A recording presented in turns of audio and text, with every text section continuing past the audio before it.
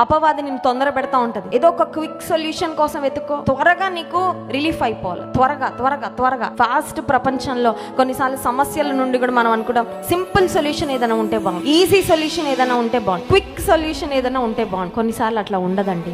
It's a process. కొన్నిసార్లు కొన్ని పరిస్థితులు గుండా వెళ్తున్నప్పుడు సహనాన్ని, ఓర్పును కలిగి ఉండాలి. అంతే, ఓర్చుకుంటా ఆయన కొరకు వేచి ఉండాలి. ఆయన సమయం కొరకు వేచి, ఈ సమయం వచ్చే వరకు నేను వేచి ఉంటా ప్రభా, పర్వాలేదు. తొందర పడుతున్న పరిస్థితుల్లో, హృదయము మనస్సు ఆందోళనకరంగా ఉన్న పరిస్థితుల్లో, I wish I had someone to speak. నాకు మాట్లాడుకోవడానికి, చెప్పుకోవడానికి ఎవరైనా ఉంటే బాగుండు అని అనిపించినా ఎవరు లేరు. ఒకవేళ ఎవరైనా నన్ను ఆదరిస్తే బాగుండు అని అనిపించినప్పుడు, ఒకవేళ నేను ఆదరించడానికి కూడా ఎవరు లేరు. అలాంటప్పుడు ఏం చేయాలంటే దేవుని వాగ్దానాలు జ్ఞాపకం చేసుకోవాలి. మనలను మనము దేవుని బట్టి బలపరచుకోవాలి. నాతో నేను మాట్లాడుకోగలను. ఏం మాట్లాడుకోగలను? దేవుని వాగ్దానాలు నా జ్ఞాపకం చేసుకోగలను.